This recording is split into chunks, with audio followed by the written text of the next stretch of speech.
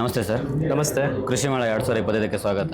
Thank you. Sir, ನೀವು ತಾಲೂಕು ಮಟ್ಟದ ಯುವ ರೈತ ಪ್ರಶಸ್ತಿಗೆ ಭಾಜರಾಗಿದ್ದೀರಿ. ಯಾವ ಥರ ಖುಷಿ ಆಗ್ತಾ ಇದೆ ಸರ್? ನಿಮ್ಗೆ ಏನು ಅನಿಸ್ತಾ ಇದೆ? ತುಂಬ ಖುಷಿ ಆಗ್ತಾ ಇದೆ. ಇದು ಬಂದು ಪ್ರತಿ ವರ್ಷ ಕೃಷಿ ಮೇಳ ನಾನು ಬರ್ತಾ ಇದ್ದೆ. ಅದರಲ್ಲಿ ಈ ಸರಿ ಸೆಲೆಕ್ಟ್ ಆಗಿರೋದು ತುಂಬ ಖುಷಿ ಕೊಟ್ಟಿದೆ. ನಾನು ಪಾಸ್ಟ್ 3 ವರ್ಷದಿಂದ ನಾನು ವ್ಯವಸಾಯದಲ್ಲಿ ತೊಗೊಂಡಿದ್ದೀನಿ. ನಾನೊಬ್ಬ IT ಎಂಪ್ಲಾಯಿ, IT ಮ್ಯಾನೇಜರ್ ಆಗಿ ರಿಸೈನ್ ಮಾಡಿ ಈಗ ಕೃಷಿ ಕಡೆ ಫುಲ್ ಟೈಮ್ ಕೃಷಿನೇ ಮಾಡ್ತಾ ಇದ್ದೀನಿ. ಇದರಲ್ಲಿ ಸಮಗ್ರ ಕೃಷಿ ಅಳವಡಿಸ್ಕೊಂಡಿದ್ದೀನಿ. ತೆಂಗು, ಮಾವು, ಬಾಳೆ, ಆಮೇಲೆ ವಾಟರ್ ಆ್ಯಪಲ್ಲು, ಜಾಕಾಯಿ, ಅಡಿಕೆ, ಇದೆಲ್ಲ ಸಮಗ್ರ ಕೃಷಿಯಾಗಿ ಮಾಡಿದ್ದೀವಿ. ಇದು ಟೋಟಲ್ ಒಂದು 9 ಎಕರೆ ಲ್ಯಾಂಡಲ್ಲಿ ನಾವು ಮಾಡಿದ್ದೀವಿ. ಇದರಲ್ಲಿ ಸ್ಪ್ರಿಂಕ್ಲರ್ಸು, ಡ್ರಿಪ್ಪು ಎರಡನ್ನೂ ಅಳವಡಿಸ್ಕೊಂಡಿದ್ದೀವಿ. ಒಳ್ಳೆ ನೀರು ಚೆನ್ನಾಗಿದ್ದಾಗ ನಾವು ಸ್ಪ್ರಿಂಕ್ಲರ್ಸ್ ಬಳಸ್ತೀವಿ, ನೀರು ಕಡಿಮೆ ಆದಾಗ ಡ್ರಿಪ್ ಬಳಸ್ತೀವಿ. ಸೊ ಈ ಥರ ಮಲ್ಟಿಪಲ್ ಕ್ರಾಪ್ಸ್ನ ಮಾಡ್ಕೊಂಡಿದ್ದೀವಿ. ಎರೆಹುಳು ತೊಟ್ಟಿ ಮಾಡ್ಕೊಂಡಿದ್ದೀವಿ, ಎರೆಹುಳು ಗೊಬ್ಬರ ಕೊಡ್ತೀವಿ, ಆಮೇಲೆ ಹಸಿರೆಲೆ ಗೊಬ್ಬರ ಮಾಡ್ಕೊಳ್ತೀವಿ. ಹಾಗೆ ಕೃಷಿ ಹೊಂಡ ಮಾಡ್ಕೊಂಡಿದ್ದೀವಿ, ಅದರಲ್ಲಿ ಸ್ವಲ್ಪ ಮಟ್ಟಿಗೆ ಮೀನು ಸಾಕಾಣಿಕೆ ಮಾಡಿದ್ದೀವಿ. ಈ ಥರ ಸಮಗ್ರ ಕೃಷಿನ ಅಳವಡಿಸ್ಕೊಂಡು ಇನ್ನು ಮುಂದಿನ ಹಂತದಲ್ಲಿ ಇನ್ನು ಕಾಳುಮೆಣಸು, ಏಲಕ್ಕಿ ಎಲ್ಲ ಇಂಟ್ರಡ್ಯೂಸ್ ಮಾಡಬೇಕು ಅಂತ ಪ್ಲ್ಯಾನ್ ಇದೆ. ಸದ್ಯಕ್ಕೆ ಲಾಸ್ಟ್ 3 ವರ್ಷದಲ್ಲಿ ಇಷ್ಟನ್ನು ನಾನು ಇಂಪ್ಲಿಮೆಂಟ್ ಮಾಡಿದ್ದೀನಿ ನನ್ನ ಫಾರ್ಮಲ್ಲಿ. ಸರ್, ನೀವು IT ಸೆಕ್ಟರ್ ಬಿಟ್ಟು ಕೃಷಿ ಕಡೆ ಯಾವ ಥರ ನಿಮ್ಮ ಆಕರ್ಷಣೆ ಆಯಿತು? ಯಾರು ಮೋಟಿವೇಟ್ ಅಂತ ಕೇಳ್ಬೋದು? ಆಕರ್ಷಣೆ ಚಿಕ್ಕ ವಯಸ್ಸಿಂದನೂ ನನಗೆ ಕೃಷಿ ಕಡೆ ತುಂಬ ಒಲವಿತ್ತು. ನಮ್ಮ ಸಮ್ಮರ್ ವೆಕೇಷನ್ಸ್ ಬಂದಾಗ ಕಾಲೇಜು ಸ್ಕೂಲಲ್ಲಿದ್ದಾಗ ನಾವು ಹಳ್ಳಿಯಲ್ಲಿ ಹೋಗಿ ವ್ಯವಸಾಯದಲ್ಲಿ ತೊಡಕೊಳ್ತಾ ಇದ್ವಿ. ಹೈನುಗಾರಿಕೆಯಲ್ಲಿ, ಆಮೇಲೆ ಕುರಿ ಸಾಕಾಣಿಕೆಯಲ್ಲಿ ತೊಡಕೊಳ್ತಾ ಇದ್ವಿ. ಅದರಿಂದ ಇಂಟ್ರೆಸ್ಟ್ ಒಂದು. ಎರಡನೇದು, ಸಿಟಿಯಲ್ಲಿ ಅನ್ಎಂಪ್ಲಾಯ್ಮೆಂಟ್ ಜಾಸ್ತಿ ಒಂದು. ಎರಡನೇದು ಪೊಲ್ಯೂಷನ್. ಈಗಿರೋ ಪೊಲ್ಯೂಷನ್ ನಾನು ಹೇಳಿದ್ದೆಲ್ಲ ಬೆಂಗಳೂರಲ್ಲಿ ಆದ್ರೂ ಆಗ ಇದ್ದಿದ್ದ ಬೆಂಗಳೂರಿಗೂ ಈಗಿರೋ ಬೆಂಗಳೂರಿಗೂ ತುಂಬ ಡಿಫರೆನ್ಸ್ ಇದೆ. ಪಾಪ್ಯುಲೇಷನ್ ಎಕ್ಸ್ಪ್ಲೋರ್ಡ್ ಆಗಿದೆ, ಆಮೇಲೆ ಪೊಲ್ಯೂಷನ್ ಜಾಸ್ತಿ ಆಗಿದೆ. ಇದರಿಂದ ಆರೋಗ್ಯ ಸಮಸ್ಯೆಗಳು ಜಾಸ್ತಿ ಆಗಿದೆ. ನೀವು ಆರೋಗ್ಯವಂತರಾಗಿ ಜಾಸ್ತಿ ವರ್ಷ ಆಯುಷ್ ಇಟ್ಕೊಂಡು ಬದುಕಬೇಕು ಅಂದರೆ ಕೃಷಿಯ ಉತ್ಪನ್ನದ ಕಡೆ, ಹಳ್ಳಿ ಕಡೆ ಎಲ್ಲರೂ ಹೋಗ್ಬೇಕಂತ ನನ್ನದು ಭಾವನೆ. ಸರ್, ಈಗ ಕೃಷಿ ಎಲ್ಲರೂ ಏನಂತಾರೆ ಅನ್ಸರ್ಟನಿಟಿ, ಈಗ ವಾತಾವರಣ ಬದಲಾಗುತ್ತೆ, ಕ್ಲೈಮೇಟ್ ಚೇಂಜ್ ಆಗುತ್ತೆ, ಒಂದೊಂದ್ಸಲ ಲಾಭ ಆಗುತ್ತೆ, ಇದು ಕೃಷಿ ಒಂದು ಅವಮಾನ ಚತುರ ಥರ ಇದು ಆಗ್ತದೆ ಅಂತ ಹೇಳ್ತಾರೆ ಸರ್. ನೀವು ಅದಕ್ಕೆ ಏನು ಹೇಳಕ್ಕೆ ಇಷ್ಟಪಡ್ತೀರಾ? ಖಂಡಿತ. ಯಾವಾಗಲೂ ನಾವು ಖುಷ್ಕಿ ಬೇಸಾಯಕ್ಕಿಂತ ನೀರಾವರಿ ಬೇಸಾಯ ಕಡೆ ನಾವು ಕಾನ್ಸಂಟ್ರೇಷನ್ ಮಾಡಬೇಕು. ಆಮೇಲೆ ಇಟ್ಕೊಂಡು ಬರುವಂಥ ಬೆಳೆಗಳನ್ನ ನಾವು ಮಾಡಕ್ಕೆ ಹೋಗ್ಬೇಕು. ತರಕಾರಿ, ಸೊಪ್ಪು ಮಾರ್ಕೆಟ್ಗೆ ಹತ್ತಿರ ಇದ್ದರೆ ಆ ಥರ ಬೆಳೆಗಳು ಬೆಳಿಬೇಕು. ದೂರ ಇದ್ದರೆ ನೀವು ಇಟ್ಕೊಂಡು ಬೆಳೆಯೋದು. ಅಡಿಕೆ, ತೆಂಗಲ್ಲಿ ಕೊಬ್ಬರಿ ಮಾರ್ಬೋದು, ಕಾಯಿ ಮಾರ್ಬೋದು. ಅಡಿಕೆನ ನೀವೇ ಸಂಸ್ಕರಣೆ ಮಾಡಿ ನೀವೇನೇ ಇಟ್ಕೊಂಡು ರೇಟ್ ಬಂದಾಗ ನೀವು ಮಾರಾಟ ಮಾಡ್ಬೋದು. ಆಮೇಲೆ ನೇರವಾಗಿ ಗ್ರಾಹಕರಿಗೆ ತಲುಪೋ ಪ್ರಯತ್ನ ಮಾಡಿದಾಗ ನಮಗೆ ಅಲ್ಲಿ ಮಿಡಲ್ ಮ್ಯಾನ್ನ ಮಾಡ್ಬೋದು. ಮಿಡಲ್ ಮ್ಯಾನ್ನ ಯಾವಾಗ ನಾವು ಕಟ್ ಮಾಡ್ತೀವಿ, ಅಲ್ಲಿ ಏನು ಪ್ರಾಫಿಟ್ ಮಾರ್ಜಿನ್ ಇರುತ್ತೆ, ಅವರ ಪ್ರಾಫಿಟ್ ಮಾರ್ಜಿನ್ ಅದು ನಮಗೆ ತಲುಪುತ್ತೆ. ನಾನೀಗ ಮಾವು ಆಮೇಲೆ ಬಾಳೆನ ಡೈರೆಕ್ಟಾಗಿ ನಾನು ಬೆಂಗಳೂರಿಗೆ ಡೈರೆಕ್ಟ್ ಕಸ್ಟಮರ್ಸ್ಗೆ ರೀಚ್ ಮಾಡಿಸ್ತೀನಿ. ಮಾವು ಸೀಸನಲ್ಲಿ ಬರುತ್ತೆ, ಅದೇ ಟೈಮಲ್ಲಿ ಬಾಳೆ ಬರೋ ಥರ ಮಾಡಿಕೊಂಡು ನಾನು ಡೈರೆಕ್ಟಾಗಿ ಕಸ್ಟಮರ್ಸ್ಗೆ ಸಪ್ಲೈ ಕೊಡ್ತೀನಿ. ನಿಮಗೆ ಮಾವು ಏನಿಲ್ಲ ಅಂದರೂ ಒಂದು 7 ರಿಂದ 8 ಟನ್ ಮಾವು ಬರುತ್ತೆ ಪ್ರತಿ ವರ್ಷ. ಅದನ್ನು ನಾವೇ ಹಾರ್ವೆಸ್ಟ್ ಮಾಡಿ, ಅದನ್ನು ಪ್ರೊಸೆಸ್ ಮಾಡಿ, ಹುಲ್ಗಾಕಿ ಹಣ್ಣು ಮಾಡಿ, ನ್ಯಾಚುರಲಾಗಿ ರೈಪನ್ ಮಾಡಿ, ಯಾವುದೇ ಕೆಮಿಕಲ್ಸ್ ಬಳಸ್ತೇನೆ ಅದನ್ನು ನಾವು ಹಾಪ್ಕಾಮ್ ಸ್ಟಾರ್ಟ್ ಆಗಿದ್ದು ಕೋವಿಡ್ ಟೈಮಲ್ಲಿ. ಯಾರೂ ತೋಟ ತಗೊಳ್ಳೋದಕ್ಕೆ ಬರಲಿಲ್ಲ. ಆವಾಗ ಈ ಪ್ಲ್ಯಾನ್ನ ಇಂಪ್ಲಿಮೆಂಟ್ ಮಾಡ್ಬಿಟ್ಟು ಅದನ್ನು ನೇರವಾಗಿ ಗ್ರಾಹಕರಿಗೆ ನಾವು ತಲುಪಿಸ್ತಾ ಇದ್ದೀವಿ. ಈಗ ನಮ್ದು ಎಷ್ಟಿದೆ ಸ್ಟಾಕು, ಅದು ನಾವು ಇನ್ನು ಮರ ತೆಗಿಯೋಕ್ಕೂ ಮುಂಚೆ ನಮ್ಗೆ ಆರ್ಡ್ರ್ ಬಂದ್ಬಿಟ್ಟಿರುತ್ತೆ. ಅದಷ್ಟು ಫುಲ್ಲು ಆರ್ಡ್ರು ಕಂಪ್ಲೀಟ್ ಆಗಿಬಿಟ್ಟಿರುತ್ತೆ. ಸೊ ಎಕ್ಸೆಸ್ ಆರ್ಡ್ರು ಇನ್ನೂ ಬೇಕು ಅಂತ ಡಿಮ್ಯಾಂಡ್ ಇದೆ ಹೊರತು ನಮ್ಗೆ ಯಾವತ್ತೂ ಎಲ್ಲಿ ಮಾರಲಿ ಅನ್ನೋ ನಮಗೆ ತೊಂದರೆ ಇಲ್ಲ. ಹಾಗಾಗಿ ಅದನ್ನು ಮಾಡಿದ್ದೀವಿ. ಆಮೇಲೆ ನಾವು ಕೊಬ್ಬರಿನ ಆಯಿಲ್ ಮಾಡಿಸಿ ನಾವೇ ಗ್ರಾಹಕರಿಗೆ ಡೈರೆಕ್ಟಾಗಿ, ಇವಾಗ ಏನು ಮಾವಿನ ಕಸ್ಟಮರ್ಸ್ ಇದ್ದಾರೆ, ಮಾವಿನ ಹಣ್ಣಿನ ಕಸ್ಟಮರ್ಸ್, ಅವ್ರಿಗೇನೆ ನೀವು ಇದನ್ನು ಪ್ರತಿಯೊಂದೂ ನೀವು ಮಾರಾಟ ಮಾಡ್ಬೋದು. ಪ್ರತಿಯೊಂದು ಕ್ರಾಪಿಗೂ ನೀವು ಪ್ರೊಸೆಸಿಂಗ್ ಮಾಡಿ ನಾವು ಅದನ್ನು ಮೌಲ್ಯವರ್ಧನೆಗೆ ತಂದು ಅದು ಎಂಡ್ ಪ್ರಾಡಕ್ಟ್ ಆಗಿ ಮಾಡಿ ಮಾರಿದಾಗಲೇ ರೈತನಿಗೆ ಲಾಭ ಆಗುತ್ತೆ.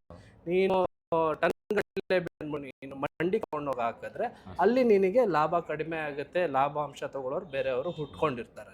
ಟೋಟಲ್ ಎಷ್ಟು ಜನ ಲೇಬರ್ಸ್ ವರ್ಕ್ ಮಾಡ್ತಾರೆ ಸರ್ ನಿಮ್ಮ ಹೊಲದಲ್ಲಿ? ಸರ್ ನಮ್ಮ ಹೊಲದಲ್ಲಿ ಒಕೇಶ್ನಲಿ ಯಾವಾಗಲೂ ಏನು ಲೇಬರ್ ಇರಲ್ಲ, ನಾನೇ ಫಿಸಿಕಲಿ ಕೆಲಸ ಮಾಡ್ತೀವಿ. ನಮ್ಮ ತಾಯಿ ಕೆಲಸ ಮಾಡ್ತಾರೆ ಹೊಲದಲ್ಲಿ, ಆಮೇಲೆ ನಮ್ಮ ಮಾಮಂದ್ರು ಕೆಲಸ ಮಾಡ್ತಾರೆ ಹೊಲದಲ್ಲಿ.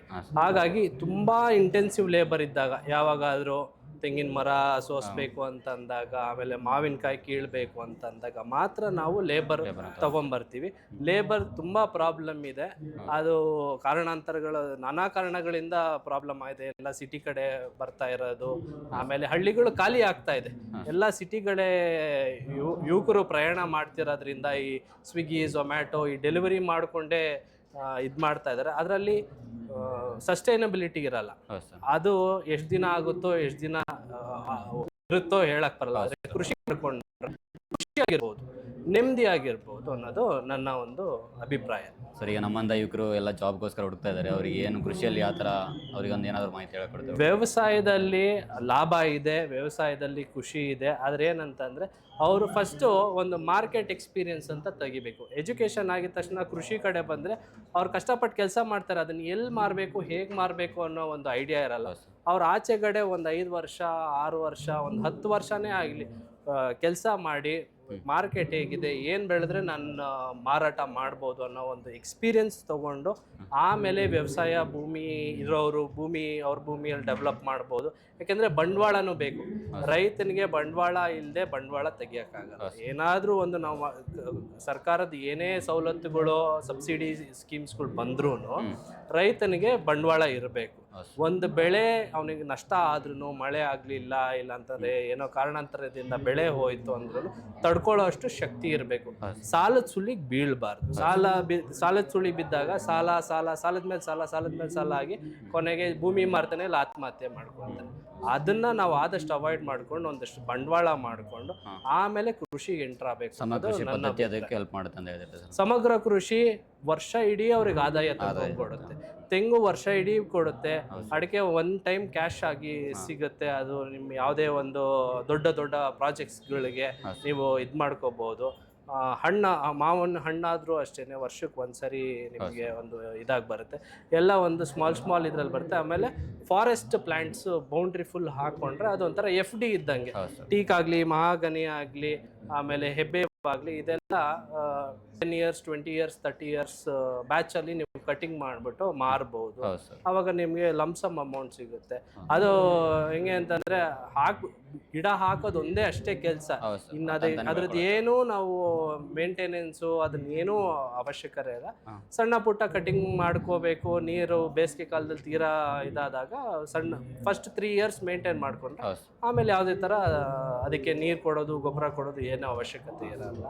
ಆಮೇಲೆ ನಿಮ್ಮ ತೋಟಕ್ಕೆ, ನಿಮ್ಮ ಹೊಲಕ್ಕೆ ಅದು ಒಂಥರ ತಡೆಗೋಡೆ ಆಗಿ ನಿಂತಿರುತ್ತೆ. ಅತಿಯಾದ ಗಾಳಿ ಬಂದಾಗ ಬೆಳೆ ಹಾನಿ ಆಗೋದು, ಬಾಳೆ ಪ್ಲಾಂಟೇಶನ್ ಹಾಳಾಗೋದು, ಆ ಥರ ಏನೂ ಸಮಸ್ಯೆ ಆಗಲ್ಲ. ಸೊ ಇದು ಸಮಗ್ರ ಕೃಷಿ. ಒಂದರಲ್ಲಿ ಲಾಸ್ ಆದ್ರೂ ಇಲ್ಲ, ಒಂದರಲ್ಲಿ ನಿಮಗೆ ಕೈ ಹತ್ತಲಿಲ್ಲ ಅಂತಂದ್ರು ಇನ್ನೊಂದು ಬೆಳೆಯಲ್ಲಿ ನಿಮ್ಮನ್ನು ಕಾಪಾಡುತ್ತೆ. ಇವಾಗ ನಮಗೆ ಮಾವು ರೇಟ್ ಸಿಗಲಿಲ್ಲ, ಮೊನ್ನೆ ಎಲ್ಲ ಹೋದ ವರ್ಷ ಮಾವಲ್ಲಿ ರೇಟೇ ಸಿಗಲಿಲ್ಲ, ತೆಂಗಲ್ಲಿ ನಮಗೆ ಈ ಸರಿ ರೇಟ್ ಸಿಕ್ತು. ಅಲ್ಲಿಗೆ ಬ್ಯಾಲೆನ್ಸ್ ಆಗುತ್ತೆ. ಹಾಗಾಗಿ ಸಮಗ್ರ ಕೃಷಿ ತುಂಬ ಇಂಪಾರ್ಟೆಂಟ್. ಸರ್, ಸರ್ಕಾರದಿಂದ ಯಾವುದಾದ್ರು ಫಲಾನುಭವಿ ತೊಗೊಂಡಿದ್ದೀರಾ? ಸರ್, ನಾವೊಂದು ಟಿಲ್ಲರ್ ತೊಗೊಂಡಿದ್ದೀವಿ, ಎರೆಹುಳು ಗೊಬ್ಬರ ಮಾಡಿದ್ದೀವಿ, ಆಮೇಲೆ ಕೃಷಿ ಹೊಂಡ ಮಾಡಿದ್ದೀವಿ, ಆಮೇಲೆ ನಾವು ಜೇನು ಪೆಟ್ಟಿಗೆ ಸಾಕಾಣಿಕೆ ಮಾಡಿದ್ದೀವಿ, ಡ್ರಿಪ್ಪು ಸಬ್ಸಿಡಿ ಆಗಿ ನಾವು ತೊಗೊಂಡಿದ್ದೀವಿ. ಸರ್ಕಾರದಿಂದ ಸಾಕಷ್ಟು ರೈತರಿಗೆ ಅನುಕೂಲ ಇದೆ. ಅದನ್ನು ಸದ್ಬಳಕೆ ಮಾಡ್ಕೋಬೇಕು. ಅದನ್ನು ನಾವು ಹಾಳು ಮಾಡಬಾರ್ದು. ತಗೊಂಡು ಮಾರಾಟ ಮಾಡೋದಾಗ್ಲಿ ಅಥವಾ ಬೇರೆ ಯಾರಿಗೂ ಕೊಡೋದಾಗ್ಲಿ ಮಾಡೋದು. ನಿಮ್ಗೆ ಅವಶ್ಯಕತೆ ಇದ್ರೆ ತಗೊಳ್ಳಿ, ಇಲ್ಲಾಂದ್ರೆ ಅದು ನ್ಯಾಷನಲ್ ವೇಸ್ಟ್ ಇದ್ದಾಗ ಬೇರೆ ಯಾರೋ ಅದನ್ನ ಮಾರ್ಕೊಳ್ಳೋದ್ರಿಂದ ಸರ್ಕಾರದ ಸವಲತ್ತು ಯಾರೋ ಬೇಕಾಗಿರೋ ರೈತರಿಗೆ ಸಿಗ್ದಂಗೆ ಆಗ್ತದೆ. ಯಾಕೆಂದ್ರೆ ಅದಕ್ಕೆ ಅಂತ ಇಂತಿಷ್ಟು ಫಂಡ್ಸ್ ಅಂತ ಇರುತ್ತೆ. ಅದು ಆ ಫಂಡ್ಸ್ ಖಾಲಿ ಆಗೋದ್ರೆ ಯಾರಿಗೋ ಬೇಕನ್ನೋ ರೈತನಿಗೆ ಸಿಗ್ದಂಗೆ ಆಗ್ತದೆ. ಸರ್, ನಮ್ಮ JKV ಕಾಲೇಜಿಂದ ಅಥವಾ KVK ಯಾರೋ ವಿಜ್ಞಾನಿಗಳು ನೇರವಾಗಿ ಸಂಪರ್ಕದಲ್ಲಿದ್ದಾರೆ ಸರ್? ಸರ್, GKVK ಇಂದ ಯಾರು ನೇರವಾಗಿ ಸಂಪರ್ಕದಲ್ಲಿಲ್ಲ. ತುಮಕೂರು, ತಿಪ್ಟೂರು 2 KVK ಅವರು ನಮಗೆ ನೇರವಾಗಿ ಕಾಂಟ್ಯಾಕ್ಟ್ ಇದ್ದಾರೆ. ಆಮೇಲೆ ಲೋಕಲ್ RSK ರೈತ ಸಂಪರ್ಕ ಕೇಂದ್ರದವರು, ಆಮೇಲೆ taluk level Pavagada agriculture department ಅವರು ನಮಗೆ ನೇರವಾಗಿ ಸಂಪರ್ಕದಲ್ಲಿ ಇರ್ತಾರೆ. ನಮ್ದು ಏನೇ ಕಷ್ಟ ಸುಖ ಆಮೇಲೆ ನಮಗೇನೇ ಒಂದು ಸಜೆಷನ್ನು ಗೈಡೆನ್ಸು ಬೇಕು ಅಂದರೆ ಇಮಿಡಿಯೇಟ್ ಬಂದು ನಮಗೆ ಸಹಾಯ ಮಾಡಿಕೊಡ್ತಾರೆ. ತುಂಬ ಖುಷಿ ಆಯ್ತು ಸರ್ ನಿಮ್ಮ ಜೊತೆ ಮಾತಾಡಿ. ತಾಲೂಕು ಮಟ್ಟ ಪ್ರಶಸ್ತಿ ತೊಗೊಂಡಿರಾ, ಇದೇ ರೀತಿ ಜಿಲ್ಲಾ ಮಟ್ಟದ ರಾಜ್ಯ ಮಟ್ಟದ ಪ್ರಶಸ್ತಿ ತಗೋಬೇಕಂತ ಆಶಿಸ್ತೇವೆ. ಹೌದು ನಮಗೂ ಅದೇ. Thank you. ನಿಮ್ಮ ಜೊತೆ ಮಾತಾಡಿ ತುಂಬ ಖುಷಿ ಆಯ್ತು ಸರ್. Thank you.